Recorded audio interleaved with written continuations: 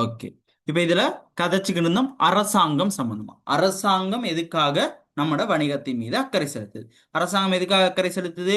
அரசாங்கத்துக்கு தேவையான வரிய வரி வருமானத்தை நம்ம கிட்ட இருந்து திரட்டிக்கொள்ள. வேற நம்ம ஏதாச்சும் இப்போ சட்டவிரோதமான செயற்பாடுகளில் ஈடுபடுறோமா, போதைப் பொருள் விற்பனை செய்யறோமா, இந்த மாதிரி விடயங்களை கண்காணிக்கிறது யாரு? அரசாங்கம் தான் கண்காணிக்குது. அப்ப இந்த அரசாங்கம் இதுக்காக நம்ம மேல அக்கறை செலுத்தும். அடுத்து நம்ம சமூகத்துக்கு தேவையான, அதாவது எப்படி வேலை வாய்ப்புகளை ஏற்படுத்தி கொடுக்குறோமா, இந்த மாதிரி விடயங்களை கவனிக்கிறதுக்காக அரசாங்கம் நம்ம மேல அக்கறை செலுத்தும். சரியா? அடுத்து முக்கியமான நபர் தான் கடன் கொடுத்தோர். சரியா? அல்லது கடன் வழங்கும் நிறுவனங்கள். கடன் கொடுத்தோர் அல்லது கடன் வழங்கும் நிறுவனங்கள். இப்ப கடன் கொடுத்தோர் அல்லது கடன் வழங்கும் நிறுவனங்கள்னு சொல்றது என்னன்னா, இப்போ நம்ம பொருட்களை காசுக்கு வாங்குவோம். சரியா? இப்ப காசுக்கு வாங்குவோம். அப்படி காசுக்கு வாங்குவோம் அல்லது என்ன செய்வோம், கடனுக்கு பொருட்களை வாங்குவோம். இந்த கடனுக்கு பொருட்களை நம்மளுக்கு வழங்குற நபர்கள் தான், கடனுக்கு பொருட்களை நமக்கு வழங்குற நபர்கள் தான் என்னன்னு சொல்லப்படுவாங்க? கடன் கொடுத்தோர். கடனுக்கு நம்மளுக்கு பொருட்களை கொடுக்கிற நபர்கள் கடன் கொடுத்தோர். அடுத்து கடன் வழங்கும் நிறுவனங்கள். பொருட்களை கடனுக்கு கொடுத்தவங்களை தான் என்னன்னு சொல்லுவோம்? கடன் கொடுத்தோர். கடன் வழங்கும் நிறுவனங்கள்னா இப்ப பேங்க்ல என்ன செய்வோம்? நம்ம லோன் எடுப்போம். இப்ப இதெல்லாம் பேங்க், மற்ற ஃபைனான்ஸ் கம்பெனிஸ், அதெல்லாம் என்னது? கடன் வழங்கும் நிறுவனங்கள். இவங்க ரெண்டு பேரும் எதுக்காக நம்மளுக்கு அக்கறை செலுத்துவாங்க? ஃபர்ஸ்ட், மேலும் மேலும் கடனை கொடுக்க. நம்மளுக்கு கடனை கொடுத்தா அவங்களுக்கு வட்டியோட சேர்த்து திருப்பி கட்டுவோம். அப்ப நம்மளுக்கு கடன் கொடுக்கறதுக்காக அவங்க அக்கறை செலுத்துவாங்க. அடுத்த விஷயம், கொடுத்த கடனை வட்டியோட சேர்த்து வசூல் பண்ணிக்கிறதுக்காக அக்கறை செலுத்துவாங்க. சரியா? அப்ப எதுக்காக அக்கறை செலுத்துறாங்க? கடனை கொடுக்கறதுக்காகவும் கொடுத்த கடனை வசூலிக்கிறதுக்காகவும் தான் அவங்க வணிகத்தின் மீது அக்கறை செலுத்துறாங்க. கிளியரா இந்த விஷயம்? ஓகே. அப்ப இப்ப இவ்வளவு நேரம் என்ன விஷயம் டிஸ்கஸ் பண்ணோம்? கணக்கீடுனா என்ன அப்படின்ற விஷயத்தை டிஸ்கஸ் பண்ணோம். கணக்கீடுனா என்னது? வணிகத்தின் மீது அக்கறை செலுத்தும் பிரிவினர்கள் தீர்மானங்களை மேற்கொள்ள தேவையான பொருளாதார தகவல்களை வழங்கும் செயல்முறை கணக்கீடு. அடுத்து கணக்கீட்டின் நோக்கம். வணிகத்துல அக்கறை செலுத்தும் பிரிவினர் தீர்மானம் மேற்கொள்ள தேவையான தகவல்களை வழங்குதல் கணக்கீட்டின் நோக்கம். அடுத்து இந்த அக்கறை செலுத்தும் பிரிவினர்னு சொல்றோம், அதெல்லாம் யாருன்னு சொல்லி பார்த்தோம். யாரு அக்கறை செலுத்தும் பிரிவினர்? உரிமையாளர், முகாமையாளர், ஊழியர், வாடிக்கையாளர், அரசு, கடன் கொடுத்தோர். சரியா? இவங்கெல்லாம் அக்கறை செலுத்தும் பிரிவினர்கள் அப்படின்னு சொல்லி பார்த்தோம். சரியா? இப்ப அவங்களாம் எதுக்காக அக்கறை செலுத்துறாங்க அப்படின்றதையும் பார்த்தோம். உரிமையாளர் தனது முதலை பாதுகாத்து கொள்ளவும், லாபத்தை உழைக்கவும், வணிகத்தை விருத்தி செய்யறதுக்காகவும். அடுத்து முகாமையாளர் எதுக்காக அக்கறை செலுத்துறாரு? திட்டத்தை நடைமுறைப்படுத்துவதற்காக, அடுத்து வணிகத்தை விரிவுபடுத்துவதற்காக. ஊழியர் எதுக்கு? தொழிலை பாதுகாத்து கொள்ள, உரிய சம்பளத்தை பெற்றுக்கொள்ள, வேலை சூழலை ஒழுங்கா வச்சு கொள்றதுக்காக. அடுத்து அரசாங்கம் வரிய சரியா வசூலிச்சுக்கிறதுக்காக, சமூக பாதுகாப்பு வசதிகளை செய்யறதுக்காக. வாடிக்கையாளர் நியாயமான விலையில பொருளை பெற்றுக்கொள்வதற்காக, விலை கழிவு சலுகைகளை பெற்றுக்கொள்வதற்காக, கடனுக்கு பொருளை கொள்வனை செய்யறதுக்காக. கடன் கொடுத்தோர் கொடுத்த கடனை திருப்பி வசூலிக்கிறதுக்காக. இந்த அதாவது கடன் கொடுக்கும் நிறுவனங்கள் மேலும் கடனை கொடுக்கறதுக்காகவும் கொடுத்த கடனை வசூலிக்கிறதுக்காகவும் அக்கறை செலுத்துறாங்க. சரியா? இதுவரைக்கும் பார்த்த விஷயங்கள் கிளியரா? அடுத்த விஷயத்துக்குள்ள போவோமா? மதுசாலினி?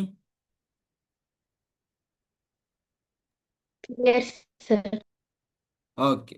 அப்ப அடுத்த விஷயத்துக்குள்ள போவோம். இப்ப கணக்கீட்டின் வகைகள்.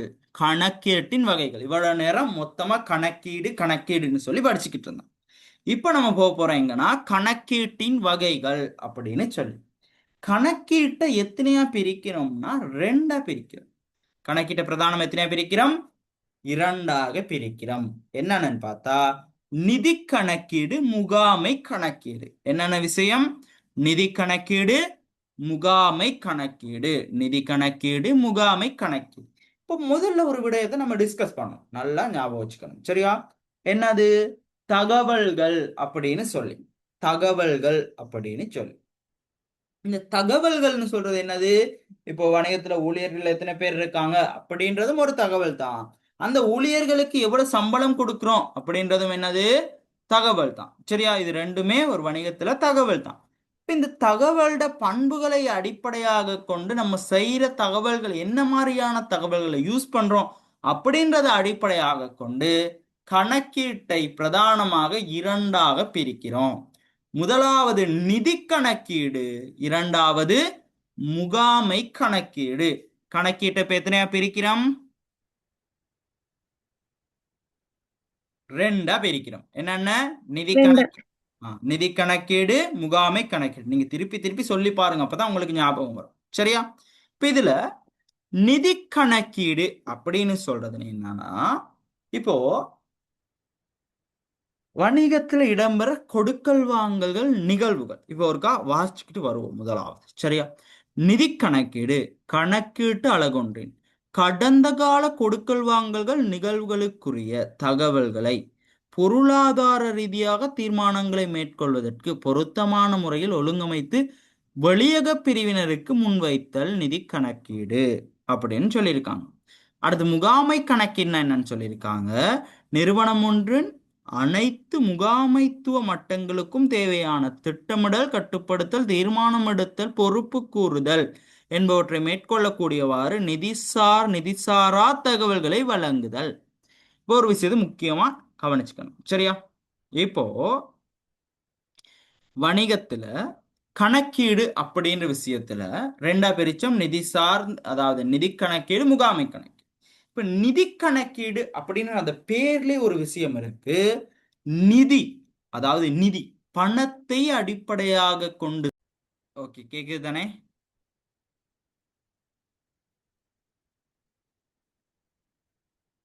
கொஞ்சம் வெயிட் பண்ணுங்க.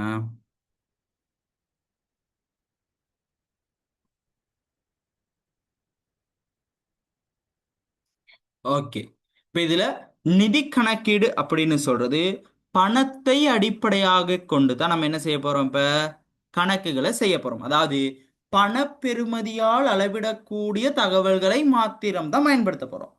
இப்போ பணப்பெறுமதியால் அளவிடக்கூடிய எப்ப உள்ள தகவல்களை பயன்படுத்த போறோம்னா, கடந்த கால கொடுக்கல் வாங்கல்கள் நிகழ்வுகள், அதாவது நடந்து முடிந்த விடயங்களை தான் எங்க பயன்படுத்துவோம்னா நிதி கணக்கீட்டுல. நிதி கணக்கீட்டுல என்ன விடயங்களை பயன்படுத்துவோம்? நடந்து முடிந்த என்ன மாதிரியான விடயங்களை? பண ரீதியாக அளவிடக்கூடிய விடயங்களை. நடந்து முடிந்த பண ரீதியான அளவிடக்கூடிய விடயங்களை பயன்படுத்தி செய்யற கணக்கீடு நிதி கணக்கீடு. அதாவது கடந்த கால கொடுக்கல் வாங்கல் நிகழ்வுகளை அடிப்படையாக கொண்டு மேற்கொள்ளப்படுறது நிதிசார் தகவல்களை பயன்படுத்தி மேற்கொள்ளப்படுறது. அது இது எப்ப நடந்திருக்கும்? இப்ப நாளைக்கு என்ன நடக்கும் அப்படின்னு சொல்றது நிதி கணக்கீடா? இல்லை. சரியா? அது என்ன கணக்கீடு? முகாமை கணக்கீடு.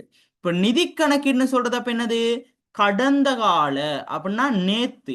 இப்ப கொஞ்சம் நேரத்துக்கு முன்னுக்கு. இப்ப இந்த இப்ப ஒரு 5 நிமிஷத்துக்கு முன்னுக்கு. அப்ப இது வரைக்கும் கடந்த காலம் தான். சரியா? அப்ப இந்த கடந்த கால கொடுக்கல் வாங்கல் நிகழ்வுகளை அடிப்படையாக கொண்டு பணப்பெறுமதியின் அடிப்படையில் செய்யறது தான் என்னது? இந்த நிதிசார் கணக்கீடு. அப்ப நிதிசார் கணக்கீடுல நம்ம எப்படியாப்பட்ட தகவல்களை யூஸ் பண்ண போறோம்? பணத்தினால் அளவிடக்கூடிய தகவல்களை மாத்திரம் தான் எங்க யூஸ் பண்ணுவோம்? நிதி கணக்கீட்டுல யூஸ் பண்ணுவோம். அப்ப நிதி கணக்கீட்டுல எப்படியாப்பட்ட தகவல்களை யூஸ் பண்ணுவோம்? பணத்தினால் அளவிடக்கூடிய தகவல்களை. நிதி கணக்கீட்டை எந்த காலத்துக்கு செய்வோம்? கடந்த காலத்துக்கு தான் செய்வோம். சரியா? கடந்த கால தகவல்களை அடிப்படையாக கொண்டு தான் செய்வோம். அடுத்து முகாமை கணக்கீடு. இந்த முகாமை அது அடுத்து இந்த நிதி கணக்கீட்டுல பிரதானமா யார் யார் இந்த நிதி கணக்கீட்டை பார்ப்பான்னு கேட்டா, இந்த நிதி கணக்கீட்டு தகவல்களை பார்க்கிறது ரெண்டு தரப்பினர்களும் பார்ப்பாங்க. வணிகத்துல ரெண்டு தரப்பினர்கள் இருக்காங்க. யார் யார்னா அகத்தரப்பினர், புறத்தரப்பினர். அதாவது வணிகத்தின் அகச்சூழல், புறச்சூழல்னு. இப்ப அகச்சூழல்னு சொன்னா வணிகத்துக்குள்ள காணப்படுற நபர்கள், உரிமையாளர், முகாமையாளர், ஊழியர். இந்த மூணு நபர்களையும் தான் அகச்சூழல்னு சொல்லுவோம். உரிமையாளர், முகாமையாளர், ஊழியர். இந்த 3 நபர்களையும் தான் என்னன்னு சொல்லுவோம், அகச்சூழல். இப்போ இதுல புறச்சூழல் அப்படின்னா அரசு, வாடிக்கையாளர், எதிர்கால முதலீட்டாளர்கள், இப்ப அரசாங்கம். அரசாங்கத்துக்கு வரி கட்டணமா இருந்தா நம்ம எவ்வளவு லாபம் உழைச்சோம் அப்படின்ற விடயத்தெல்லாம் அவங்களுக்கு அறிவிக்கணும். அப்ப இதை எப்படி அறிவிப்போம்? நிதி அறிக்கைகள் மூலம் தான் அறிவிப்போம். இப்போ இந்த புறச்சூழலுக்கு எது தகவல்களை வழங்குவோம்னா இந்த நிதி தகவல்கள், நிதிசார் கணக்கீட்டு தகவல்களை தான் அவங்க வழங்குவோம்.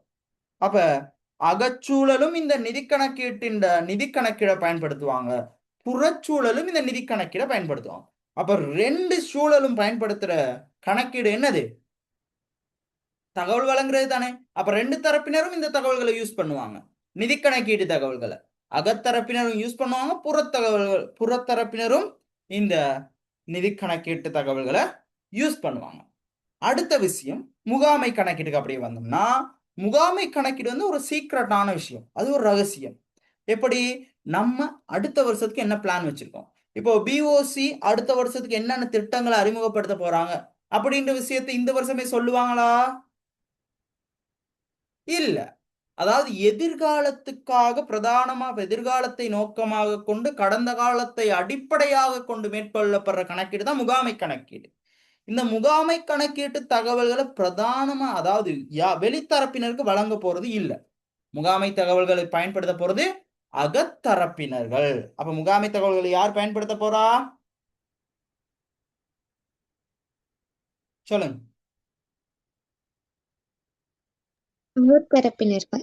அகத்தரப்பினர். இப்போ ஒரு விஷயம், அப்ப முகாமை கணக்கீட்டுல அகத்தரப்பினர்கள் தான் பயன்படுத்த போறாங்க. நிதி கணக்கீட்டுல அக மற்றும் புறத்தரப்பினர்கள் 2 பேரும்.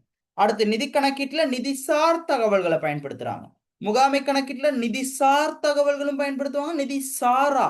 ஏன்னா ஒரு வணிகத்தை முகாமை செய்யறதுக்கு போன வருஷம் எவ்வளவுக்கு பிசினஸ் பண்ணும் அப்படின்றது முக்கியம், எத்தனை யூனிட் எத்தனை அலகுகள் வியாபாரம் பண்ணும் அப்படின்றது முக்கியம். எத்தனை அலகுகள்னா இப்ப 10 பிஸ்கட், 100 பிஸ்கட், 20 பிஸ்கட் அப்படின்றது அலகுகள். சரியா? எத்தனை அலகு வித்தோன்றது முக்கியம், எவ்வளவு விலைக்கு வித்தோன்றது முக்கியம். லாபத்தை கண்டுபிடிக்கிறதுக்கு எத்தனை அலகு வித்தோன்றது முக்கியம் இல்லங்க, எவ்வளவுக்கு வித்தோம் எவ்வளவுக்கு வாங்கணும்ன்றது தெரிஞ்சா போதும். அப்ப நிதி கணக்கீட்டுல நிதிசார் தகவல்கள் மாத்திரம், முகாமை கணக்கில் நிதி சாரா தகவல் ரெண்டுமே யூஸ் பண்றோம். கிளியரா இந்த விஷயம்? அடுத்த விஷயம், அடுத்து இப்ப யார் யார் தகவலை பயன்படுத்துறா, என்ன தகவலை யூஸ் பண்றாங்க, கடந்த காலமா எதிர்காலமா அப்படின்ற விஷயங்கள் வரைக்கும் இப்ப பார்த்துட்டோம். கிளியரா? இப்ப நிதி கணக்கீடு முகாமை கணக்கீடு சம்பந்தப்பட்ட விடயங்கள். அப்ப நிதி கணக்கீட்டுல 2 தரப்பினரும் பயன்படுத்துறாங்க, முகாமை கணக்கீட்டுல ஒரு தரப்பினர் மட்டும் பயன்படுத்துறாங்க. இப்ப இதுல நிதி கணக்கீடு அப்படின்ற வர்ற நேரம் என்னன்னா முக்கியமான விஷயம், வெளித்தரப்பினருக்கு தகவல் வழங்குதலும், அடுத்து கடந்த கால கொடுக்கல் வாங்கல் நிகழ்வு. இப்ப கொடுக்கல் வாங்கல் நிகழ்வு அப்படின்னு 2 விடயங்களை சொல்லியிருக்காங்க. அப்ப ஒரு சொல்லுக்கும் விளக்கம் தெரிஞ்சுக்கிட்டு தான் நம்ம போகணும் அடுத்த விஷயத்துக்கு. சரியா? அப்ப கொடுக்கல் வாங்கல் நிகழ்வு அப்படின்னு 2 விஷயம் சொல்லியிருக்காங்க தானே. இப்ப கொடுக்கல் வாங்கல்னா என்ன, நிகழ்வுனா என்ன? கொடுக்கல் வாங்கல் அப்படின்றதுனா என்ன, நிகழ்வுனா என்ன? சொல்லுங்க பாபம். பிரியாணி தெரியுமா கொடுக்கல் வாங்கல்னா என்ன, நிகழ்வுனா என்னன்னு சொல்லி?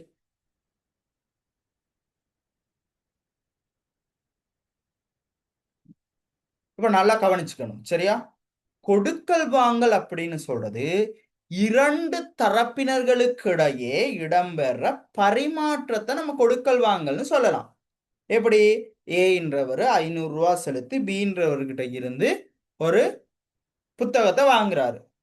அப்ப ஏ வந்து 500 ரூபாய் கொடுத்து பீன்றது புத்தகத்தை வாங்குறாரு. கமல் வந்து விமல் கிட்ட 500 ரூபாய் கொடுத்து புத்தகத்தை வாங்குறாரு. அப்ப இது வந்து கொடுக்கல் வாங்கல், பணத்தை கொடுத்து பொருளை பெற்றுக்கொள்றோம், கொடுக்கல் வாங்கல். அப்ப என்ன இந்த நிகழ்வு?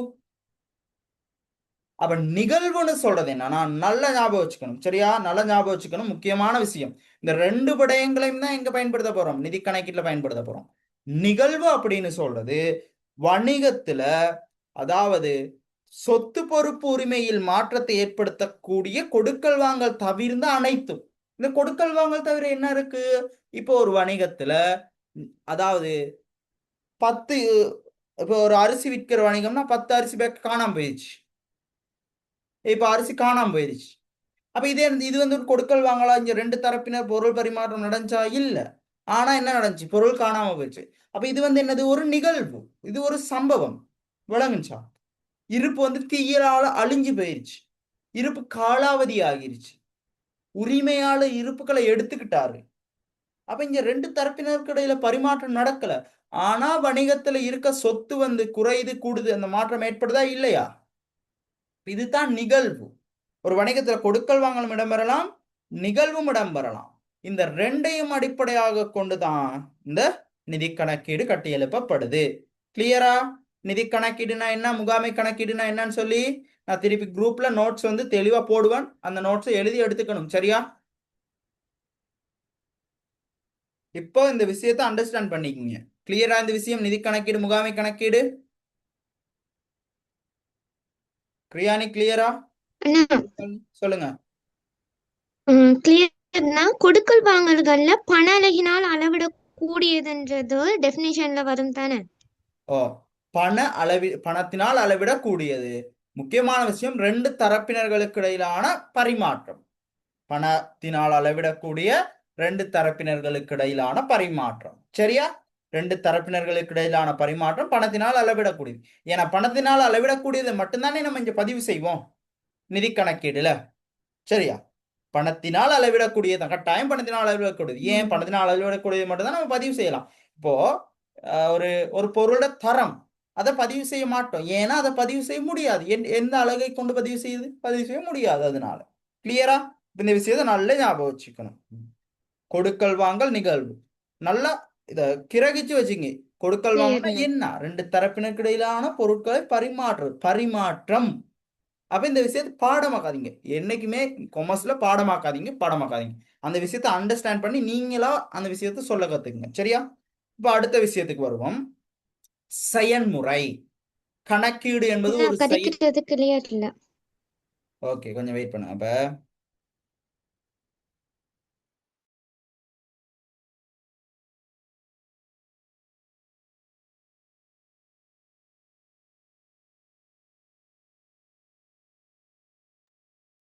ஓகே, இப்ப கேக்குதா? ஓகே.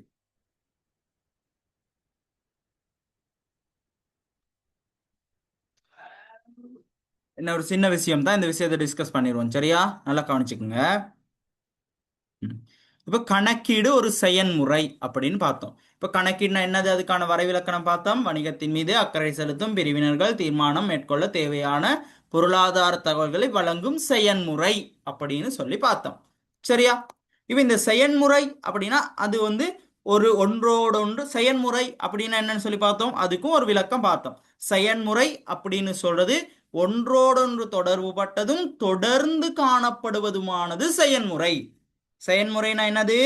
ஒன்றோடு ஒன்று தொடர்பு பட்டது, அடுத்து தொடர்ந்து காணப்படுவது. இந்த ரெண்டு விஷயமும் வரணும். இப்ப பாருங்க, உள்ளீடு செயன்முறை வெளியீடு, திருப்பி இதோட முடிஞ்சிருமா? திருப்பி வரும் இன்புட், திருப்பி உள்ளீடு செயன்முறை வெளியீடு, அந்த வந்துகிட்டே தான் இருக்கும். ஒன்றோடு ஒன்று தொடர்பு பட்டது, தொடர்ந்து காணப்படுவது. அப்ப இதுதான் என்னது? செயன்முறை. அப்ப கணக்கீடு ஒரு செயன்முறை. ஏன் கணக்கீடு செயன்முறை? கணக்கீட்டுலையும் உள்ளீடு செயன்முறை வெளியீடுன்னு இருக்கு.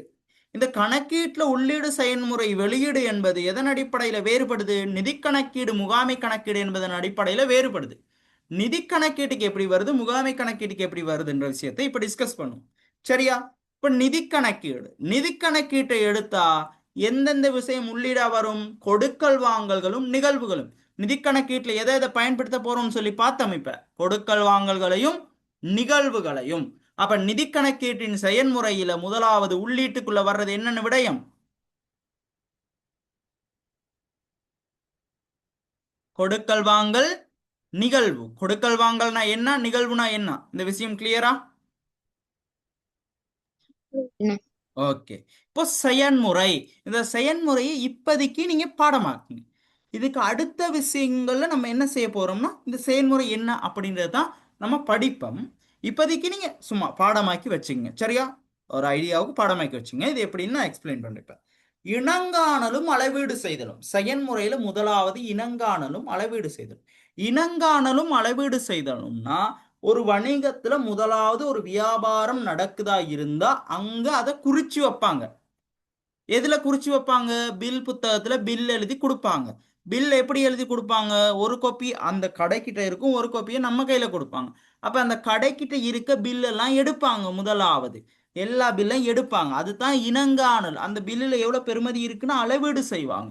இனங்காணலும் அளவீடு செய்தலும் முதலாவது வேலை. அப்ப செயன்முறையில் முதலாவது வேலை என்னது? மதுசாலினி நீங்களும் கதைக்கணும், சரியா? ம். என்ன விஷயம்? முதலாவது வேலை இனங்காணலும் அளவீடு செய்தலும். சரியா?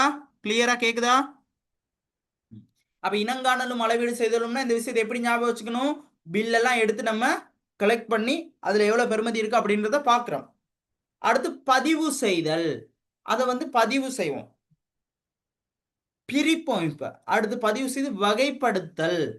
இந்த வகைப்படுத்தல் அதெல்லாம் எப்படி செய்வோம்னு சொல்லி ஷூரா நம்ம அடுத்தடுத்த பாடங்களை படிப்போம். இப்ப ஞாபகம் வச்சுங்க. இனங்காணலும் அளவீடு செய்தலும், இரண்டாவது பதிவு செய்தல், அடுத்து வகைப்படுத்தல், பொழிப்பாக்கம், பகுப்பாய்வு. வகைப்படுத்தல், பொழிப்பாக்கம், பகுப்பாய்வு. பகுப்பாய்வுனா ஏனைய வணிகங்களோட ஒப்பிடு பார்க்கிறது, போன வருஷத்தோட ஒப்பிடு பார்க்கிறது. அடுத்து நிதி கூற்றுக்கள். கணக்கீட்டுக்கான நிதி கூற்றுக்கள் என்னன்னா வருமான கூற்று, நிதிநிலைமை கூற்று, காசு பாய்ச்சல் கூற்று, உரிமை மாற்றல் கூற்று, பொதுமேந்தல். ஓகே, கவரேஜ் இஷ்யூனால கட் ஆயிடுச்சு. திருப்பி நம்ம அதை பார்ப்போம் இந்த விஷயத்த, சரியா? ஓகே, இப்ப இதுல நிதி கூற்றுக்களுக்கான இங்க நான் நிதி கூற்றுக்கள்னு போட்டிருக்கோம். அந்த நிதி கூற்றுக்களுக்கான நிதி கூற்றுக்கள் அப்படின்னு இருக்க இடத்துல என்னென்ன வரும்னு சொல்லி நான் குரூப்ல போடுவேன். அது என்னென்னா அந்த நோட்ஸ் போற நேரம் நீங்க எழுதிக்கிங்க. அது என்னென்ன வரும்னா வருமான கூற்று, நிதி நிலைமை கூற்று, காசு பாய்ச்சல் கூற்று, உரிமை மாற்றல் கூற்று, பொதுமேந்தலை பகிர்வு கூற்று இப்படின்ற விடயம் அந்த இடத்துல வரும். சரியா? அது நோட்ஸ் இப்போதைக்கு நீங்க இதெல்லாம் பாடமாக்க வேண்டிய அவசியம் இல்லை, ஒருக்கா தெரிஞ்சு வச்சுக்கோங்க. சரியா? இப்போ அடுத்தடுத்து நம்ம படிக்கிற நேரம் இது உள்ளுக்கு என்னென்ன விஷயம் வரும்னு தெளிவாக படிப்போம். இப்போ நிதி கணக்கீட்டுக்கான செயல்முறை சரி என்னது? முதலாவது உள்ளீட்டுக்குள்ள கொடுக்கல் வாங்கலும் நிகழ்வுகளும், செயல்முறைக்குள்ள இனங்காணலும் அளவீடு செய்தலும், பதிவு செய்தல், வகைப்படுத்தல், பொழிப்பாக்கம், பகுப்பாய்வு, வெளியீட்டுக்குள்ள நிதி கூற்றுக்கள். அடுத்து இந்த முகாமை கணக்கீட்டின் செயல்முறை. முகாமை கணக்கீட்டுன்ற செயல்முறை. முகாமை கணக்கீட்டுல என்னது? வரலாற்று தகவல்களும் பயன்படுத்தும், எதிர்வு கூறல் தகவல்கள். இப்போ வரலாற்று தகவல்களுக்குள்ளதான் இந்த கொடுக்கல் வாங்கல் நிகழ்வு எல்லாமே வரும். ஏன்னா இதுக்கு முதல்ல நடந்தது என்ன? சரியா? கடந்த காலத்துல நடந்த எல்லா விடயங்களும் எங்க இந்த வரலாற்று தகவலுக்குள்ள வந்துடும். சரியா? அடுத்து இந்த என்ன எதிர்வு கூறல் தகவல்? எதிர்வு கூறல் தகவல்னு சொல்றது என்னன்னா இப்போ அடுத்த மாதம் நம்மளோட பிசினஸ் எப்படி இருக்கும்? இப்போ சித்திரை சீசன் வருது. அப்ப சித்திரை சீசன்ல எப்படி பிசினஸ் இருக்கும்னு இப்ப எதிர்வு கூறல் தானே. இப்ப போன மாசம் இந்த மாசம் பிசினஸ்க்காக ரெடி ஆகியிருப்பாங்க. அப்ப இது என்னது? எதிர்வு கூறல். சரியா? அப்ப இதுல போன வருஷம் எப்படி பிசினஸ் நடந்துச்சுன்னு பார்த்திருப்பாங்க, இந்த வருஷம் எப்படி பிசினஸ் நடக்கும்னு பார்த்திருப்பாங்க. போன வருஷம் நடந்ததை பார்க்கறது என்ன தகவல்? வரலாற்று தகவல். இந்த வருஷம் எப்படி நடக்கும்னு எதிர்பார்க்கறது எதிர்வு கூறல் தகவல். இந்த ரெண்டையும் தான் எங்க பயன்படுத்துவாங்க? முகாமை கணக்கீட்டுல உள்ளீடா பயன்படுத்துவாங்க. சரியா? இப்ப அடுத்து இந்த ரெண்டு தகவல்களையும் வச்சுக்கொண்டு அவங்க என்ன செய்வாங்க? திட்டமிடல். திட்டமிடல் அடுத்து நல்லா ஞாபகம் வச்சுங்க. திட்டமிடல் என்னன்னு சொல்லி நான் தெளிவா படிப்போம். இந்த இடத்துல நீங்க இந்த முதலாவது படம் தானே, இந்த கான்செப்ட் ஞாபகம் வச்சுங்க. திட்டமிடல், திட்டமிடல். சரியா?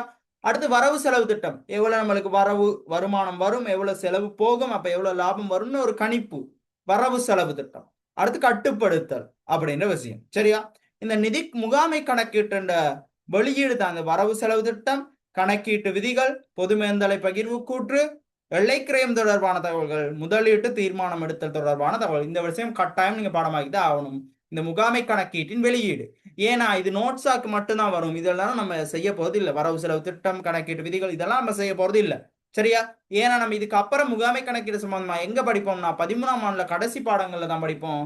இந்த 12ஆம் ஆண்டுல இதை பத்தி நம்ம கதைக்க போறதே இல்லை. அதனால இந்த முகாமை கணக்கீட்டின் செயல்முறையை இந்த இடத்துலயே நீங்க பாடமாக்கி வைங்க. கிளியரா?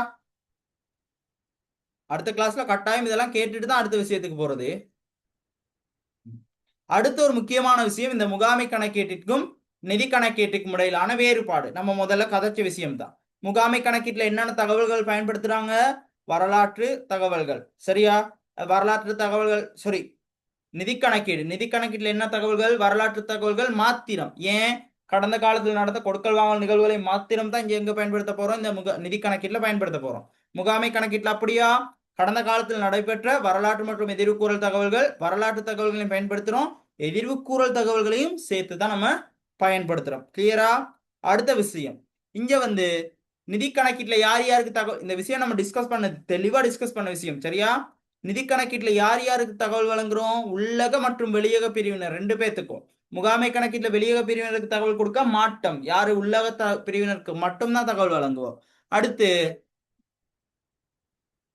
நிதி கணக்கீட்டுல என்னது? குறிப்பிட்ட அதாவது நிதி கணக்கீடு என்ன எப்படி செய்வோம்னா, இப்போ அதாவது முக்கியமா ஒரு விஷயம் ஞாபகம் வச்சுக்கணும். நம்ம கணக்கு செய்வோம் ஒரு 12 மாத காலப்பகுதிக்கு ஒருக்கா தான் கணக்கு செய்வோம். எத்தனை மாத காலப்பகுதிக்கு? 12 மாத காலப்பகுதி. இந்த 12 மாதம் இந்த கணக்கு செய்யறதுக்கு வணிகங்களுக்கு எப்ப ஆரம்பிக்கும்னா, ஏப்ரல் 1ல இருந்து எப்ப ஆரம்பிக்கும்? ஏப்ரல் 1ல இருந்து 3/31 வரைக்கும், அதாவது மார்ச் 31ஆம் தேதி வரைக்கும் தான் இந்த கணக்கீட்டு காலப்பகுதி. ஏப்ரல் 1ல இருந்து மார்ச் 31 வரைக்கும். இப்போ 2026னா 2026 4/1ல இருந்து 2027 3/31 வரைக்குமான காலப்பகுதி. அந்த 12 மாத குறிப்பிட்ட காலப்பகுதிக்கு ஒருக்கா தான் நம்ம என்ன செய்வோம்? இந்த நிதி கணக்கீடு செய்வோம். முகாமை கணக்கீடு அப்படி இல்லை. நம்மளுக்கு எப்பெல்லாம் தேவையோ நம்ம அப்பப்ப இந்த ரிவைஸ் பண்ணி செஞ்சுக்குவோம். முகாமை கணக்கீடு வணிகத்தின் தேவைக்கேற்ப செய்யறது. சரியா? அடுத்து இந்த நிதி கணக்கீட்டு தகவல்களை யாருக்கு கொடுக்க போறோம்? வெளித்தரப்பினர்களுக்கும் சேர்த்து கொடுக்க போறோம். வெளித்தரப்பினருக்கு நம்ம விரும்பினபடி செஞ்சு கொடுக்கலாமா? முடியாது. அப்ப கணக்கீட்டு எண்ணக்கருக்கள் சட்டதிட்டங்களை கட்டாயம் இந்த நிதி கணக்கீட்டுல பின்பற்றணும். ஆனால் முகாமை கணக்கீட்டுல அப்படி இல்லை. ஏன்? முகாமை கணக்கீட்டு தகவல்களை யார் மட்டும் யூஸ் பண்ண போறோம்? நம்ம மட்டும் தான் யூஸ் பண்ண போறோம். நம்ம மட்டும் யூஸ் பண்றதா இருந்தா அங்க சட்டதிட்டங்கள் விதிமுறைகளை பின்பற்ற வேண்டிய அவசியம் இருக்கா? இல்ல. அப்ப முகாமை கணக்கீட்டு தகவல்களை நம்ம மட்டும்தான் யூஸ் பண்ண போறோம். அதனால சட்டத்திட்டங்கள் என்ன கருக்களை பின்பற்ற வேண்டிய அவசியம் இல்லை. அப்ப நல்லா ஞாபகம் வச்சுக்கணும். என்ன வேறுபாடு? 4 வேறுபாடு தான் இருக்கு. வரலாற்று தகவல் மாத்திரம், இங்க வரலாற்று மற்றும் எதிர்வுக்கூறல் தகவல். இங்க உள்ளக வெளியக பிரிவினர், அங்க உள்ளக பிரிவினர் மாத்திரம். இங்க குறிப்பிட்ட காலப்பகுதிக்கு ஒருக்கா, அங்க வணிகத்தின் தேவைக்கேற்ப. இங்க கணக்கிட்டு என்ன கற்கள் சட்டத்திட்டங்கள் மரபுகள் கணக்கிட்டு நியமங்களை பின்பற்றுறோம், அங்க பின்பற்ற போறது இல்ல. இந்த விஷயம் கிளியரா? இப்ப படிச்ச விஷயங்கள் திருப்பி ஒருக்க பாத்தீங்கன்னா ஃபுல்லா ஒரு ஐடியா வந்துருமா? அப்ப முதலாவது பாடத்துல 3 பகுதி இருக்கு. இந்த 3 பகுதியில முதலாவது பகுதியை தான் இன்னைக்கு பார்த்திருக்கோம். கிளியரா Madhushalini, biryani? Clear sir. Okay கிளியர்ண்ணா. ஓகே. இப்ப இதுல அடுத்த கிளாஸ்ல மிகுதி அப்ப 1.2 அந்த விஷயத்தை டிஸ்கஸ் பண்ணுவோம். சரியா? மீதி விஷயம் இந்த இதுக்கான நோட்ஸை நான் குரூப்ல போட்டு விடுறேன். அந்த நோட்ஸை நீங்க கட்டாயம் எழுதி எடுங்க. சரியா? மீதி விடயங்களை அடுத்த கிளாஸ்ல டிஸ்கஸ் பண்ணுவோம். அடுத்த கிளாஸ்க்கான டைமை நான் குரூப்ல போடுறேன். சரியா? ஓகே. அப்ப இப்ப முடிப்போம். Good night.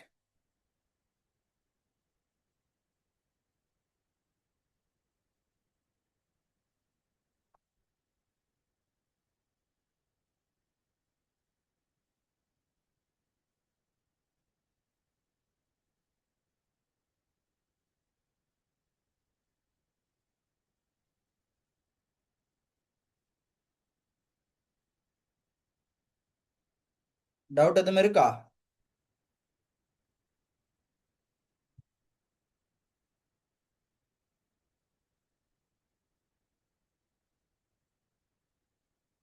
சரி.